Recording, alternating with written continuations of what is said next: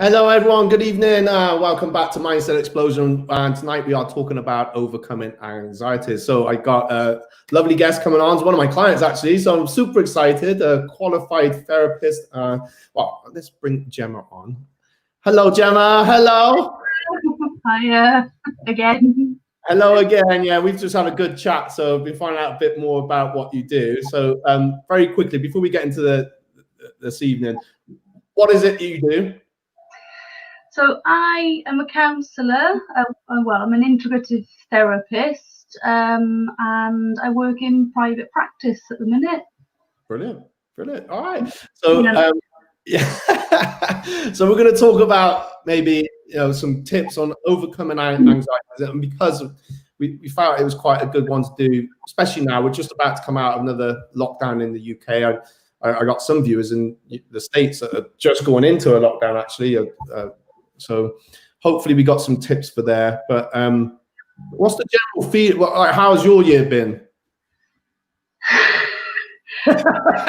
Pretty wild. Yeah, I bet. I mean, I think, I don't know, there's a general universal feeling, I think, where we're all sort of responding to things that we never thought we'd be responding to in ways that we never thought we'd have to respond. I mean, I think in March, where all of the pandemic news was kind of heightening, I was very much sat in a place of how bad can it be? What can go on here? And kind of overnight I found myself actually working, having to switch to online work, which I wouldn't have in a million years considered previously. So that's been a huge, I think, shift for me in terms of how you think differently about how you sort of engage with people, especially with counselling, because it's so personal and you're dealing with people who are vulnerable, and typically actually being in close contact with people is really important. So it was a real big shift, but I'll be honest, it's not been as bad as I thought it was going to be. And as time has gone on, there was initial sort of like, oh yeah, I don't think, maybe counselling in that form's for me, which was, is absolutely fine. But yeah, as time's gone on, I've really settled into the work, and I've been amazed, to be honest with you, how helpful I think people are finding it, and the work you can do online. Yeah, I guess it is quite different. So I suppose, like you said, most people would probably be used to being in the same room, I guess. So have you found that has there been an increase with people contacting you, or how would that work? Well, I mean, initially I think there was a bit of a shock phase where where there's so much uncertainty, people didn't know whether they're going to have jobs. Of course, that's still present for a lot of people. So things weren't dead for quite a while, but certainly coming out of the first lockdown, I think being perhaps either isolated on their own or isolated with family, for example, I think people really encountered the fact that it was quite difficult, the difficult circumstances to carry on if there were underlying things that you're holding on to. We haven't got our normal distractions of everyday life and sort of things to occupy. So it really kind of brought that to light for a lot of people, as well as, the distress that people might have suffered as a result of COVID. So it's picked up. Things are picking up quite a bit, I think.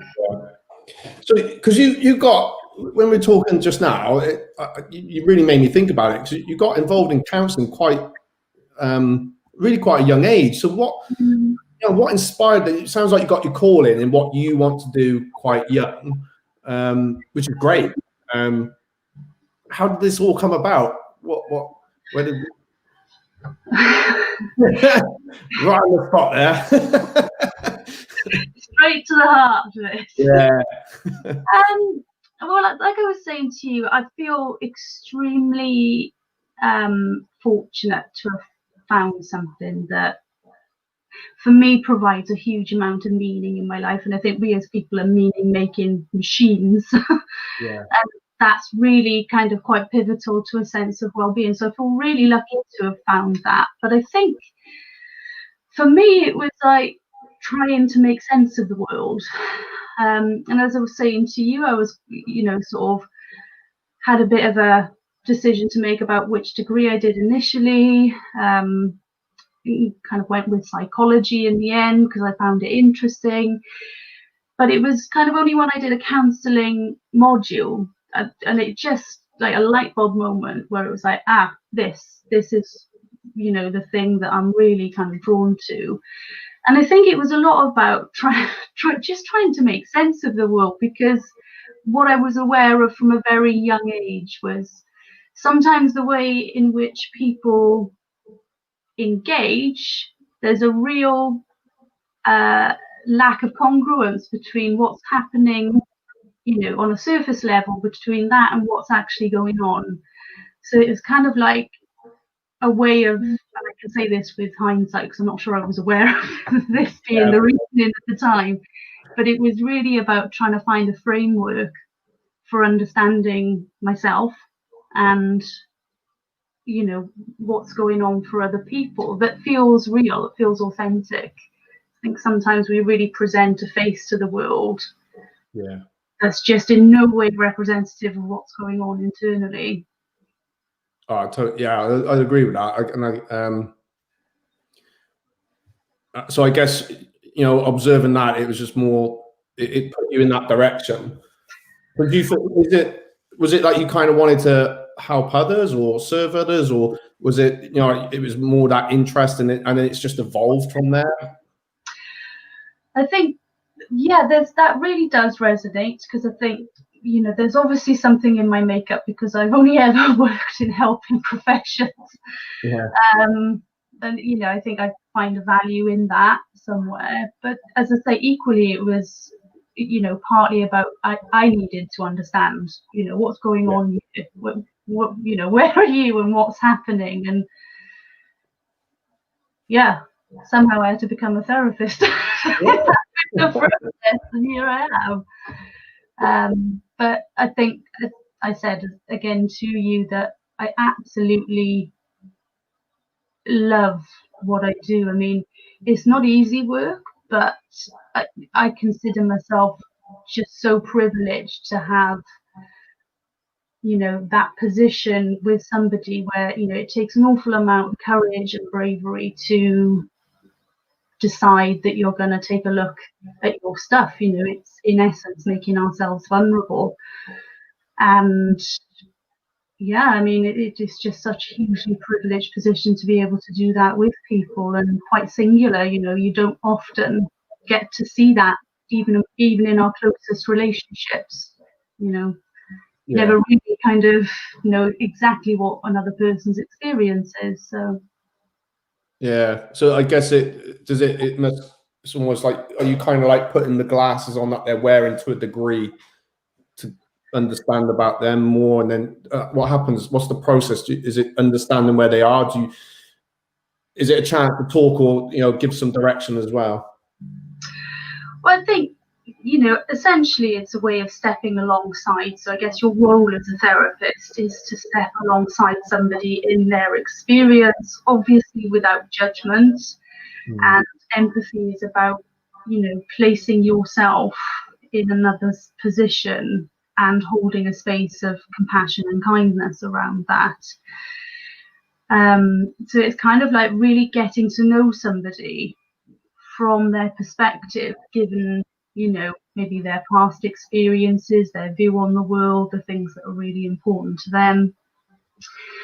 But then you have to remain sort of 1 foot in, 1 foot out, if you like, and I guess hold that objective viewpoint. And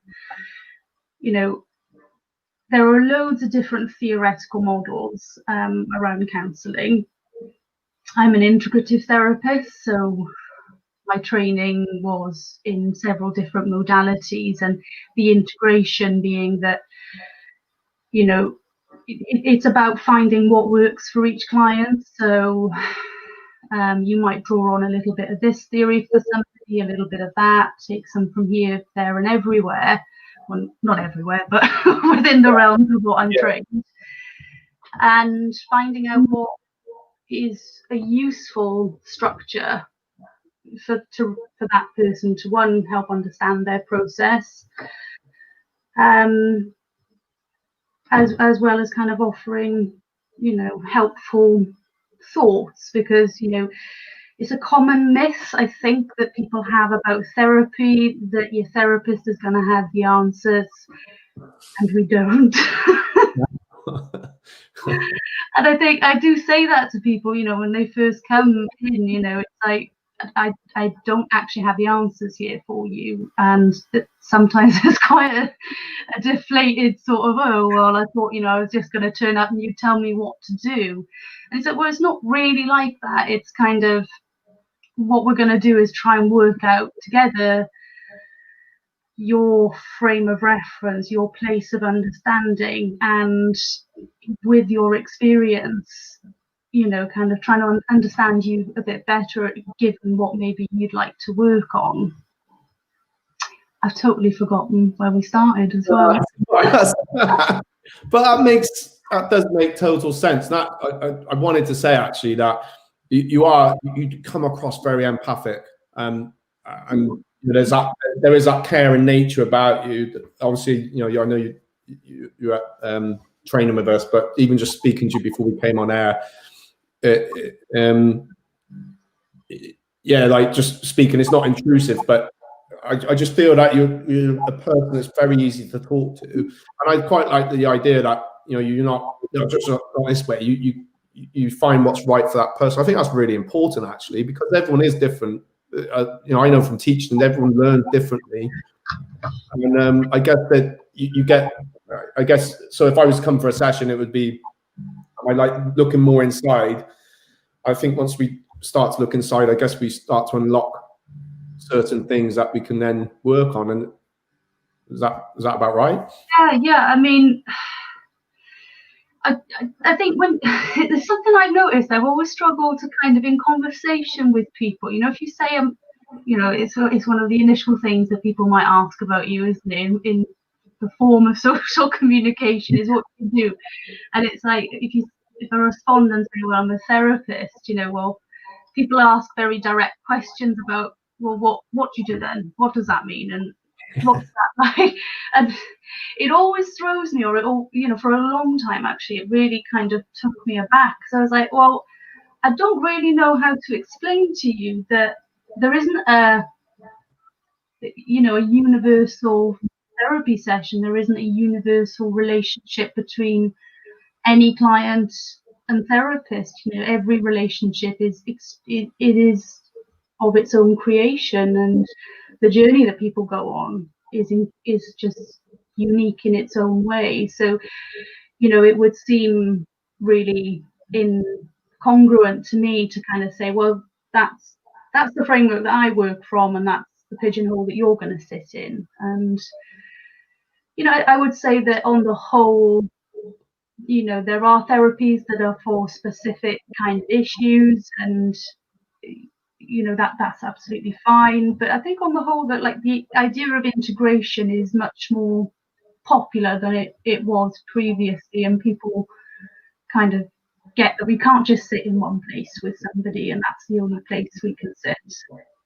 Yeah, I think so. I think personally, I prefer that, and it's I think that's quite important, and it's more, it feels more honest, more genuine, I suppose, than honest, more genuine, that that you're kind of saying, look, I don't know, I can't solve it, but you're there. And I think just knowing someone's there that is working with you, and someone that's outside of any other friendship, relationship, for whatever the reason may be, it's just a neutral person to be able to talk to, and I think that way, because you're not emotionally attached with that person, you can give the best advice as well. And because obviously you've studied these different areas, then I think it just seems like a much simpler way forward when someone is feeling however they may be feeling, I guess. But so you're working, like you're independent now, but you got a lot of experience. It was with charity. Was it a charity you was working for? Yeah, so my background was with the Alzheimer's Society and Carers Gloucestershire. So initially I was working with people with dementia. Yeah, and I used to love that work, you know, it was fantastic. So I used to be able to sort of run groups for people. I mean, this has kind of been alongside my study as well. So qualifying took a certain amount of years, but sometimes I was working part-time and studying or on placement. But I used to absolutely love it. So I'd run groups for people with dementia, you know, support groups for carers, and you know, singing for the brain groups. And yeah, I kind of then stepped over to a different charity, which was Carers Gloucestershire, and yeah, just eventually completed my training, and just thought after a while, I kind of like, this is where I want to be working. And yeah, took the leap into being self-employed, which was quite a scary little jump. But honestly, yeah, to be doing what I think, you know, as you were saying, actually doing something that you enjoy and doing that on a full-time basis, you know, is a real blessing. I think with counselling, it's something you have to be boundaried about, though. You know, it's kind of, that's been a learning curve for me as well. Like, you know, I'm now very protective about the time in my day where I kind of have time for exercise and things like that. But yeah, it's come over time, I think, and it's been a process. So I guess because we're talking about anxiety, did you have? Was there any anxieties that you had about going, you know, out on your own, and you know, how did you overcome them? Really? Yeah, all of them. It's normal, right? Oh, absolutely. I mean, again, you know, we're talking about sort of that jump that you might make, and it's one of the things that I just sometimes feel very it feels a shame, because counselling inherently is confidential. You know, what happens in the counselling session stays there. So it's not like I come home from work at the end of the day and can talk to anybody about. Yeah, I know. It might have been that someone's had this amazing experience, and you know, you're really uplifted by it. But I just really do appreciate when other people are able to kind of make those big leaps. But you know, they don't come easily. I don't think anything really does like that. And I know from my own experience that the list of things I could probably myself up about was endless, and it took me a long time. It took me maybe sort of 6 months of thinking, oh, I'm gonna do it. Oh yeah, okay, maybe next month, maybe next month, maybe next month. But I also think that that's part of the process sometimes. You know, it's kind of like when you stood on a diving board, and it's the sort of the moments you're there bouncing, waiting for it to happen. You know, all of those parts of any process have just as much value as the thing itself. And I like that analogy. It reminded me when I used to go on the diving board, I'd be holding on and like, shall we? And then you become more confident until you finally take that step forward, isn't it? Yeah. Because we've been doing it for 5. We've had a message of Grace. Good chat, guys. Thank you. Thanks, Grace.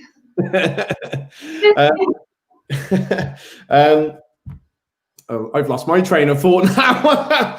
But yeah, so it happens to me all the time. But so how do you deal with, because I know the same. I'm not nowhere, you know, nothing like what you're doing, but you know, when we were talking just before we came on, I have to, you know, listen to people's lives. Not have to, you know, people have come to us sometimes for a reason. Yeah, there's something to move, and it's just a therapy of a different sort for them. Yeah. So it is quite, you know, you kind of hear their problems, and sometimes it was shocking, and you hear the highs when it's I'm going to do this now, and it's so amazing, very uplifting. How do you deal with that? Because I expect sometimes it must be quite hard when you're hearing some sad stories. Like, how do you kind of offload that and keep, you know, for yourself? Does that make sense? Yeah, I mean, I think it's a reality of therapy that, you know, people come to you often because they're struggling or they're dealing with something that's, you know, really very difficult, or they've come in a crisis, and, you know, you're that person that they come to for help and they come to work through something with. So I think, you know, that's not to be kind of underestimated, but I think my supervisor, you know, there's a couple of elements to this. So my supervisor once said something to me, and it just rang so true. And I think he was like, the capacity to be shocked is one of the first casualties of a therapist. So, you know, very quickly you learn that people are hugely varied, and, you know, people open up with sometimes the darkest aspects or the heaviest aspects of their experiences. And yeah, you know, I think initially, you know, I would have, as a very early therapist, it would have been like, oh my goodness, you know, it feels huge, the things that you're sharing. And it's not that it doesn't feel like that now. I just think experience has also helped me to kind of hold that in a way that, you know, it feels a bit easier as time goes on. But I do, and you do have to be very, as I said, boundaried. It is part of my obligation as a therapist, and part of my ethics, and, you know, the ethical framework to that I sort of work to. You know, you have to be very mindful about where you are in terms of your capacity. So things like looking after yourself and setting boundaries and maintaining that and keeping sure that things are in good order generally overall for yourself is pivotal. Yeah, I guess, because if you're trying to help or guide or, you know, serve, you know, these people that obviously, you know, and some must be carrying quite a lot. So I guess you can't help anyone until you've helped yourself. And I made that mistake in the past. I just forgot about myself a little bit too much, and then it became, you know, it wasn't good then, I suppose. I was able to still help and guide, but it became quite really draining as well. And I guess those boundaries are important, because you've been doing it 5 years now as a well, 5 years in private practice, 7 or 8 overall. So yeah, but I mean, within that, you know, you can't pour from an empty cup, but alongside that, you know, life happens, and you kind of take into consideration this year. It's, you know, we're all living through the same pandemic, and I've had, you know, a lot of similar experiences as clients. You know, they, you know, all have the same worries, or you're sort of responding, and it's a very reactive place we've been in this year. You know, often we've got to make big decisions about stuff, and we're given 24 hours notice or a few days notice, and then it's kind of a real reactionary thing. Yeah, I'd agree with that. I've had my own reactions. I usually get out of my system, sometimes on social media, whether I should or not. But then I think for me that enables. But you're right, and I've noticed even on some posts I've done, and you know, maybe everyone is very reactive at the moment, and I think it's to be understood. And sometimes, I guess, from my point of view, the worry can be like is not getting sucked into something because someone's reacting from their own point of view and their own feelings of emotions, and they maybe didn't always understand where you know, what, you know, a point that maybe I was making or something like that. So I think it's very easy for that at the moment. Which is, you know, I guess, you know, it's just taking a step back and understanding where we are at the moment. And I think that's a really interesting point, actually. And I think you could say that, you know, we're all only ever reacting from our own stuff. Yeah. So everything we kind of put out into the world is, it's us and our stuff. Yeah. So it's kind of like, in some ways you think, if we feel a little bit that someone's being a bit edgy with us, well, the position, I'm always curious, I think, about, well, I wonder what's going on for that person, or what's kind of behind that reaction. And it's just, that's inherent in the therapeutic work anyway. It's, be curious is kind of something I say. I think that's a good one. Yeah, I think that's good. And I guess, I mean, we've noticed it a little, not, with a few, and maybe people have behaved a little bit that's not themselves. So we were, and then you find out it's something to do with maybe their career, or where they're at the moment. Yeah. And it is quite hard. I know everyone's like, we all want to try and be kind, and considerate.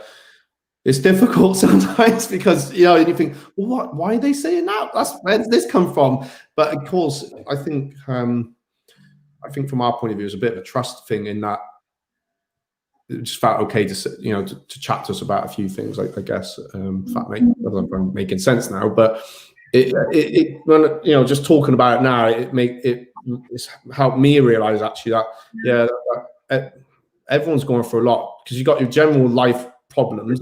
Plus, there's people that are stressed out at the moment with just over, like NHS, that a lot are probably overworked, feeling it. And then there's people that unfortunately lost jobs. There's people in my position with businesses, and we're like, oh my God, let's just got to get through, get to the next step. And then some are probably worrying about, well, what's going to happen? I haven't gone back to work yet, or we keep open, close. So I think that there is a lot, and I guess we're on that. It's like on the boiling point. We're going to tip all over at the moment. It can happen at any time. Have you noticed that as well? Oh yeah, I mean, I think just generally there is so much that we are coping with, holding. We're not built as human beings psychologically. We're not built to be in this sustained level of stress for such a long period of time. There are people, of course, at the minute who have had really, really life-changing experiences that have come out of the pandemic, say. But as a whole, we need a certain level of basic security to function well. It's a basic principle within psychology, and something that most people, but people might be familiar with, is that sort of Maslow's hierarchy of needs. And on the very base level of that is, warmth, security, home, these very, being able to feed yourself, they're so fundamental. It's like that's under threat for a lot of people. There's so much going on in the world where your threat to your income or your livelihood, if all of that is so unstable, you threat to your health, you can't kind of level up, and that's a really, really tricky place to hold. So I mean, I think there is that sense of people feeling a lot more fatigued, and perhaps not less resilient, because I think it's probably taken a lot of resilience for people to kind of actually just muddle on through. But the reserves are low. Yeah. We've had some. My mum's watching. Oh. She used to be a secretary in a day hospital, so I think this is quite an interesting subject for her.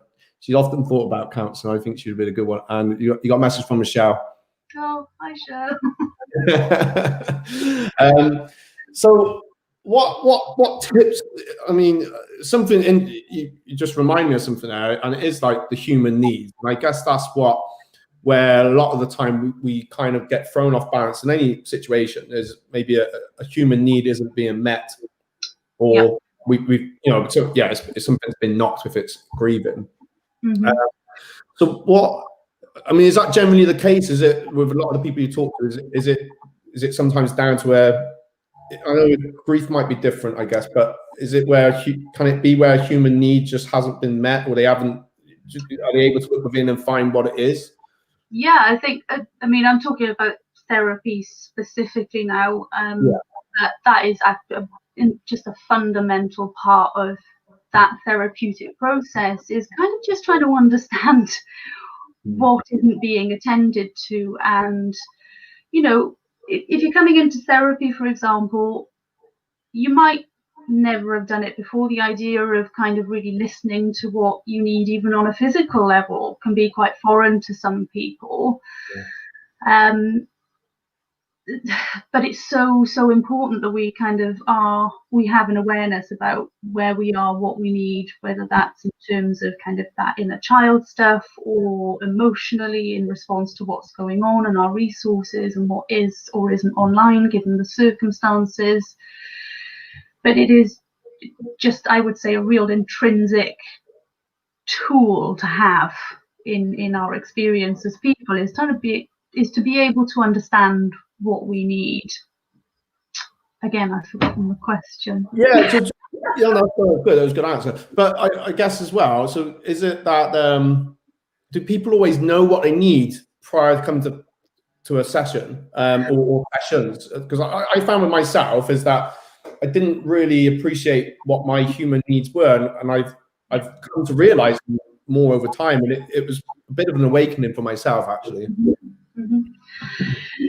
I mean, there's a really varied answer to that question. So some people might come and know exactly what it is they need, maybe they just don't know how to go about it. Sure. Or what they want. But I think there is also an element of having to learn self-awareness and learn to attune to what is in your emotional language, what is in your emotional world, and what that means for us.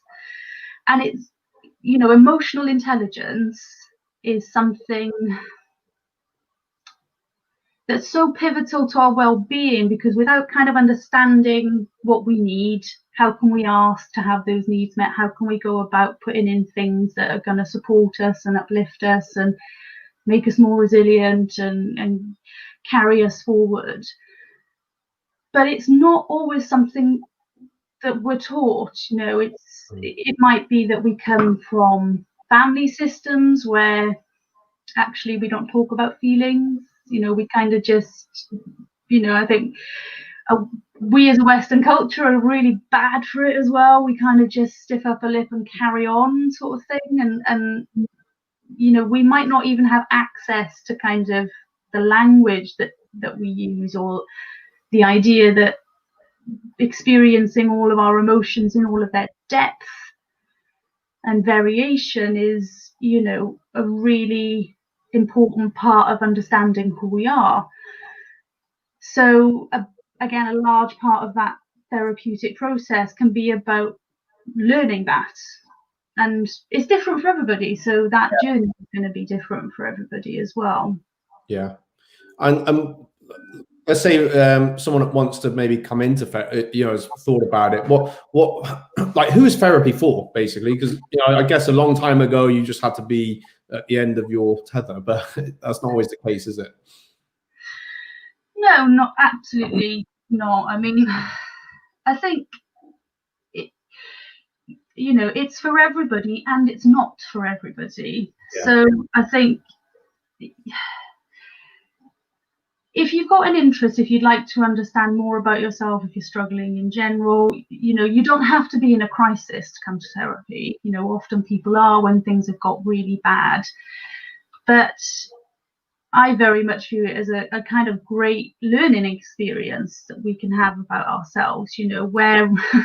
Where else in our kind of daily lives do we sit down for 50 minutes and sort of really start to learn deeply about our human experience? Okay, people might do that in many different ways, but on the whole, maybe not. And I think it would be wrong to think that we can only access something like that if things have really gone badly wrong for us. But then equally, I would also say that, therapy is not for everyone either. And it wouldn't be right for me to say that because, some people just don't get along with it. Yeah, I know. I guess it's like exercise, isn't it? It's like going to the gym or having a sport. It's one of them things that are there that will serve you, but not everyone's going to enjoy that. Well, it is an exercise, I guess, really, isn't it? You're working out just in a different way. You're working out your emotional muscles. Yeah. Well, it's important, I guess. It was just. Go on. Well, I just think that's actually a really interesting illustration, because I think it's another one of the misconceptions I think people can come in with, is that, or I'll go for maybe a few sessions, or I'll go to therapy and the issues will be fixed, and the thing will resolve itself. Or sometimes it's helpful to just offload and just talk, but if you want to bring about real fundamental change in your experience in your life, therapy is also work.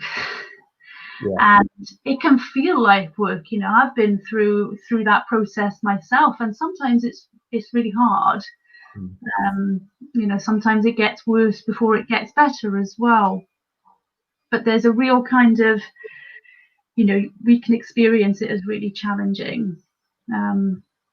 And I think that can come as a real surprise to people, like, oh, well, I've been here for a few sessions now, and how come I'm not better? Or everything takes time. To exercise and get stronger at something and understand it. Of course, it's got to take time. So, what have you got advice for? What would be like a good course of action that someone's maybe are suffering anxieties at the moment that are maybe considering therapy, or is there any tips or tricks? That obviously it's quite a broad question, but so it might be quite a broad answer. But you get the idea. What would be a good stepping stone? Well, I think if you're looking for therapy specifically, kind of start there and kind of maybe pull it out a bit. But if you were to want to go into therapy yourself, I think there are a few things that I would sort of, just as an overall recommendation. And firstly, I'd be like, shop around. So all therapists, they're all listed on directories, and I think your biggest instrument in finding someone that is going to work for you is actually about how you feel talking to somebody. And that's such an important thing in that process. So you've got free choice when you go to a therapist about who you work with. So it's fundamentally important that we feel that we can build a good working relationship with someone. But also, things like checking out that people are registered with the relevant bodies, and, their qualifications. And what I really like actually at the minute, the directories on which you search for people, they've got a lot of information about what different therapies are, because I think when you kind of read stuff, it's psychological babble, I think, to most people. Why would we understand half of what's written? But there's a lot of information there about what things mean. And most therapists, you can pick up the phone, and there's no charge to that. It's just, can I have a bit of a conversation just to get started? And then the next step in a process might be having an initial session. Nobody's ever obliged to kind of carry on. And I think it's really good practice to sort of maybe go and see a few people about things, and just see who you have the best relationship with. So that's, if you were thinking about going to therapy. But on a wider note, I think understanding that at the moment, at this point in time, after the year everybody has had, people are feeling exhausted, feeling, really that things are a bit of a struggle, and maybe what you're feeling isn't disproportionate to what's happening. we're not programmed to be in such survival measures all the time. We're not, we are human beings that lean towards, for our ultimate well-being, we need people around us, we need connection and meaningful contact with people, and yet we're living through isolation, and that's not normal. Yeah. So kind of, I think, understanding, and I think people do take a comfort in understanding that, we're not on our own as such, but it doesn't make it easier necessarily. And in response to that, I would say the best thing that you can do for yourself is treat yourself with absolute compassion. So I often hear people talking about, this lockdown, or, this is a great time to sort of do this, do that, do the other, explore these things that maybe you've been wanting to for a long time. And that's absolutely fantastic if you've got the resources to do it. So, you might feel that, there will be some people who are just throwing up their hands with joy because all of a sudden things are a bit quieter than they normally would be. That will be some people's experience. But, actually really giving yourself a break and being kind to yourself and self-care, and I realise that's a very broad statement, but it's just so fundamentally important at the minute. I think that's really good tip. Actually, I think that's great advice. Over anything is having that almost like let's reward ourselves with whatever is a great reward for us for having put up with this year and anything and everything that's been, because it's different for everyone. I know that, and I know some of it's going to be harder things, but to reward ourselves, I guess. What do you think? Like, yeah, absolutely. And it, obviously we're kind of limited in where we can go and what we can do. So I think actually attending to things that are on a much smaller scale, keeping a good routine, for example, if whatever your interests are, or things that make you feel good at home, or the ways in which you feel uplifted, they are always, I think, self-care can so easily be the thing that we deprioritize, that falls down the waiting list. It's the thing that we'll push back to tomorrow. And it's the first thing that kind of collapses when, sort of we're busy with work or we're busy with family and pressures pile on. But I think actually making space for it in your life, whatever it looks like, could not be more important. And, I think I really have a bugbear with this idea that, because I see people punishing themselves an awful lot about like not being very productive, about not kind of using this time to achieve 500 things. And it's kind of like, whoa, we need to scale back a little bit. Yeah, do you know what? One of the best pieces of advice I got at the beginning of the first lockdown was by Robin Waite, and it was just, do you know what, Matt, just relax and enjoy the time. And I kind of did and I didn't, but I got a great balance out of it. And actually with the children coming over more, that for me was the best part of the whole. So it sounds a bit horrible. I've enjoyed lockdown. Enjoyed this year. As a business, no, it's been horrible and it's been a bit scary, but from what I got from it this year, it's been good. And when I probably said it on a couple of videos, there's no way I'd have had that time with the kids the way we did. No. And it was great. We have them on the weekends. I have them quite a lot, to be fair, but to have them, in that period of time and spend that time with them, for me was, sometimes it was a bit, when they had their moments, but when that's something that was my reward this year. And I'm sure for them, and the same the time they would have had with their mum as well. So I think, I think that's really good advice. I've dived into busy this last lockdown, but that's a different story. but I think it's really, really important. And sometimes I think there was this culture of, yeah, got to get up at 5 a.m. You got to do this. You got to get all this stuff done and hustle and yeah, come on. Oh, we got to this. Oh, okay. And then before you know it, and I used to I used to be working all the time at one point, and it's it took its toll. I burnt out, and it didn't help everything else. But I've learned from that is like, no, do you know what? If I'm going to do, I might work a long period, most of the day one day, but next I think I deserve a break. Yeah, and it can be so, it sounds so simple.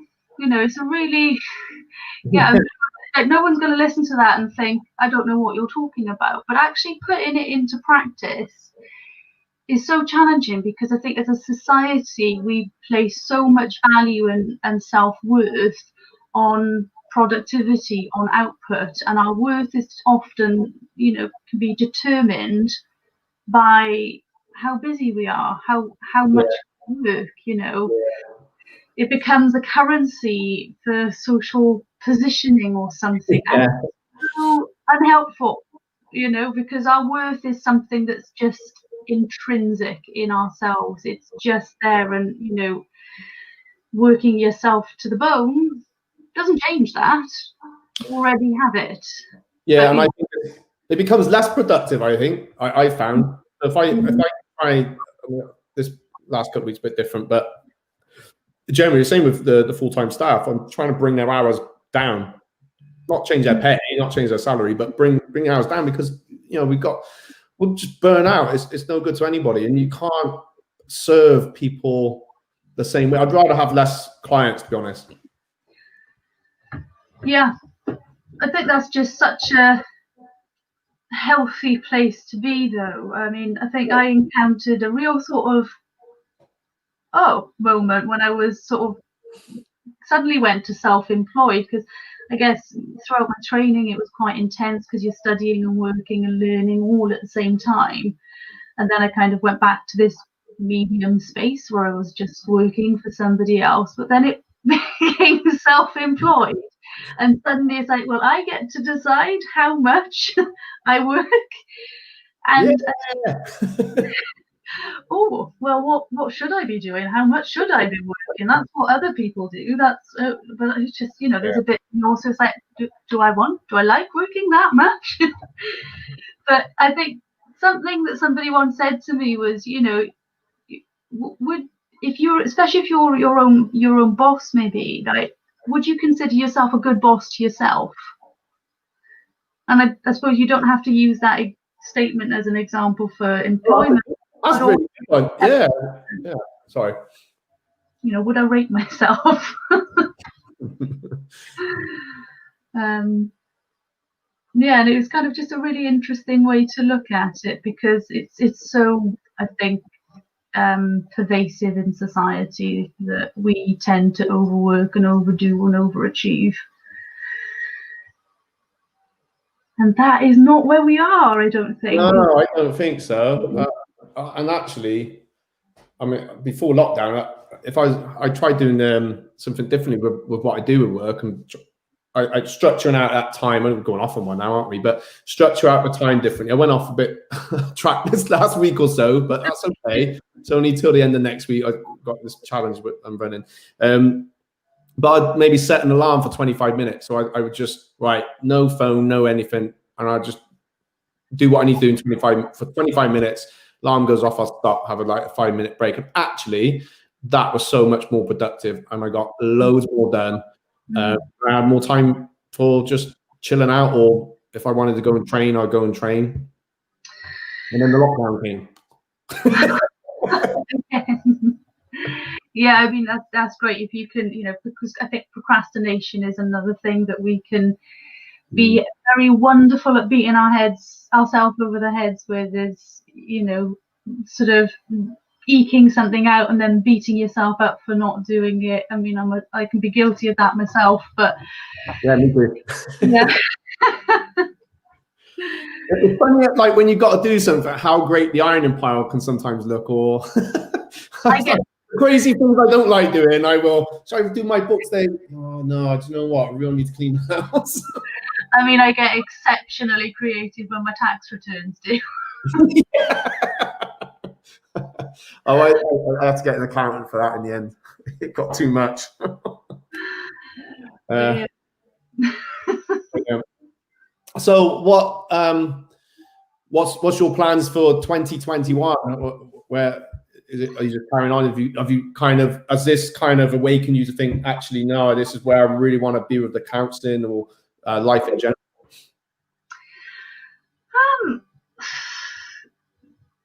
There's a bit of me that wants to respond with like, yeah, I'm doing this hugely wonderful thing, but I think it will be more of this really. As I say, I think for me this work is very meaningful, very rewarding work, but it's also the sort of stuff that you just never stop learning, you never stop growing. As people, we're constantly evolving, and kind of people that come with the idea that I want to be fixed. It's like, actually, it's an ongoing process that we exist through and evolve throughout our lives. So, and there's just so much to kind of keep going with. Yeah, where true. I am at the minute. I mean, I think the way in which I work might look a little bit different, given that things changed quite a bit over the last year. But yeah. Yeah, we've all had to get used to the old Zoom or Teams. Something we talked about before we came live. Actually, I was going to mention it during the show.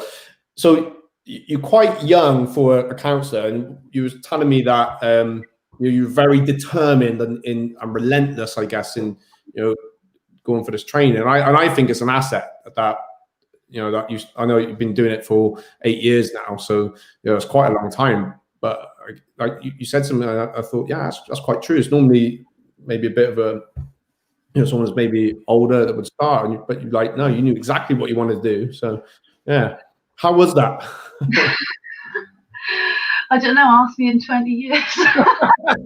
I think it's an asset. I think in 20 years it means that. You're obviously a great counsellor. Like I said earlier, you got that warmth, that empathy, and the understanding, and that that intuition to think like, well, this is how I work with you, and putting people on the right path. So I feel that the experience you probably that you have got over the last 8 or more years has been quite powerful. And I guess as it goes on, it makes you puts you in a position of a great counselling. And actually, just when you described what to do if you're thinking about counselling, you didn't really say about yourself. You gave genuine great advice in that it's a relationship, and I think that's so important. And I say it a lot, from my perspective with martial arts, you're having a relationship with this person in terms of how you're going to interact, and it's important that that they're the right person, and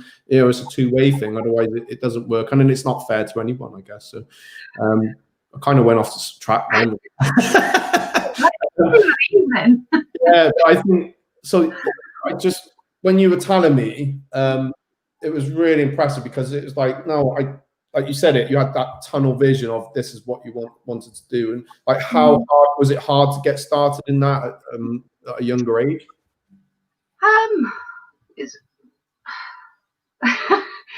I think it's been a process.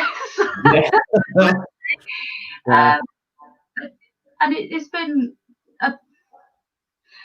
I think counselling training is quite a unique experience, because it's not just about what you learn academically or theoretically. I think, as I said to you, that only kind of goes so far. You have to live it a bit as well. You have to have your own therapy. You have to go through that process.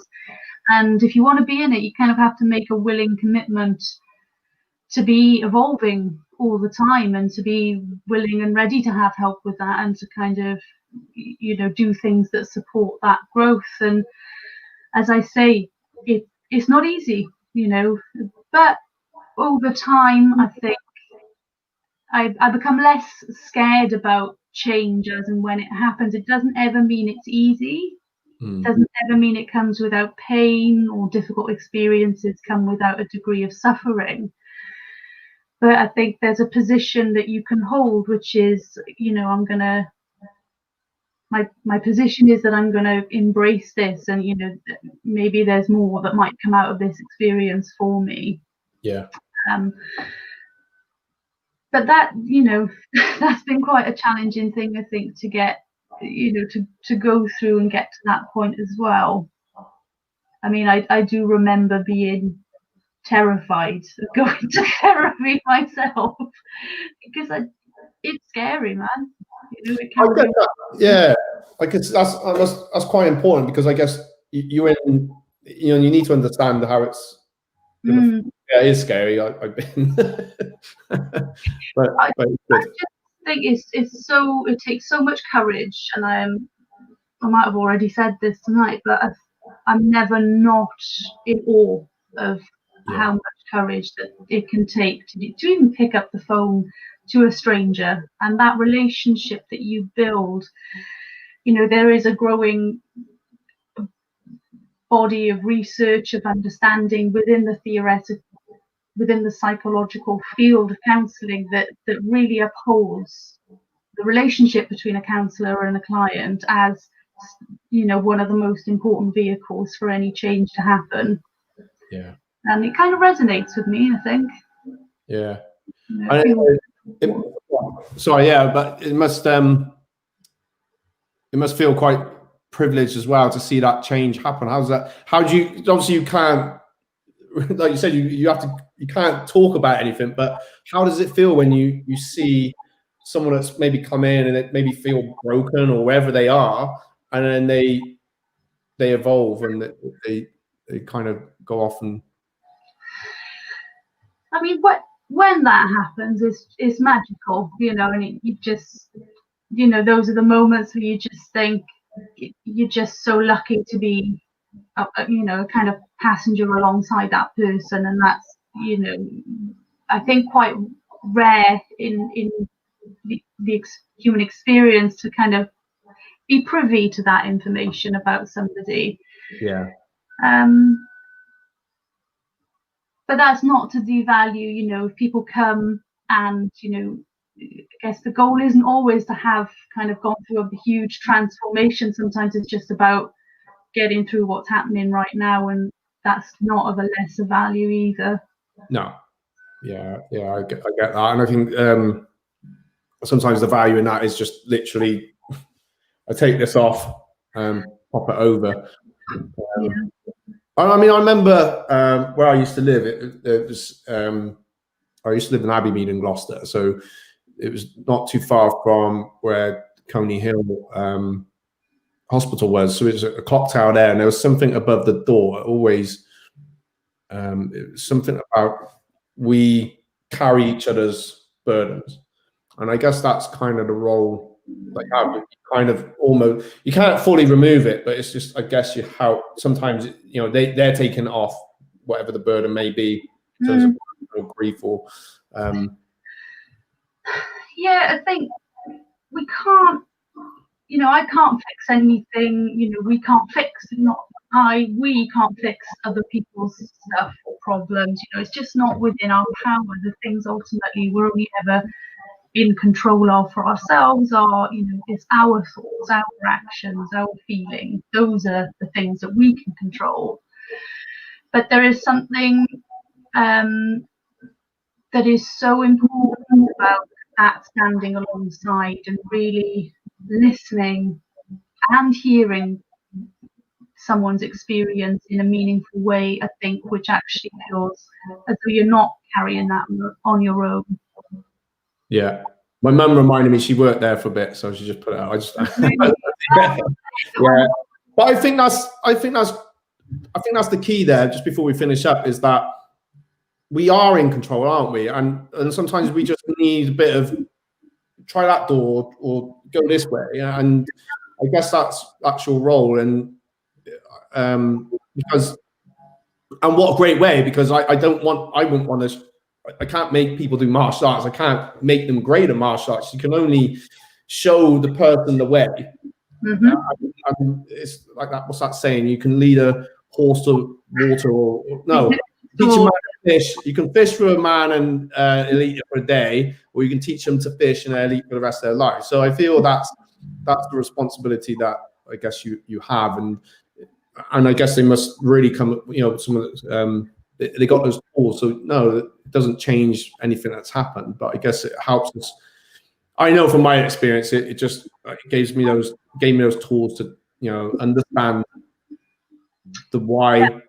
Yeah, and just how you can be in the world, and how it's like accessing your own stuff and your own potential, isn't it? Yeah, definitely. But what's Amanda said here? Sometimes we just need someone to point out the obvious, as we're so bogged down with it. And that's pretty much it.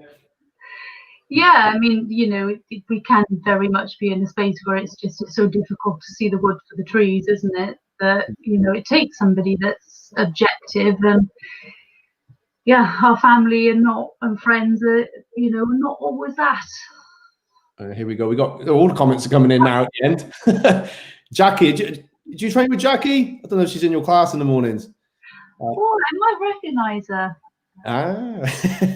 Anyway, that was the saying I was trying to come out with: lead a horse to water, but you can't make it drink. So, and I guess that's the role that we have. Gemma, it's been absolute. We've gone past the hour, but it's been absolute pleasure having you on. I'd love to get you back on in the new year. I'm booked up into January now, but great to get you back. And some real insightful tips, and just about what you do and how you came to be, and some good tips generally there. So thank you very much. You're welcome. It's been a pleasure. I feel like I can't actually remember what we're spoken about now. I told you it's just a chat. I had notes. I was, this will be really interesting. But where we've gone, I don't know. Don't worry. If anyone wants to contact Gemma, obviously, can they do it? What's the best way? So I've got a website which is gloucestershirecounselling.com, and then I'm on the major directories, which are Counselling Directory and Psychology Today. Brilliant. I think I've put a link I found through the directory. Would you mind afterwards just pop in the comments, your main link, or send it over and I can put it on the different things. Yeah. All right. Well, that's it, everyone. Thank you very much. I will see you all next week. Have a great week. We're coming out of lockdown. Yeah. And I know some of maybe coming out into different, the tiers all changed and everything else. And I had my little rant. I don't know if you did, Gemma, did you? I'm still trying to make sense of it, to be honest. I thought it was the worst advent calendar ever. But we will all get through, and hopefully you've had some good tips from tonight. I think my favorite one, Gemma, was let's reward ourselves somehow, some way, one way or another. I think that's the best one. All right, bye everyone. Peace, love, bye bye.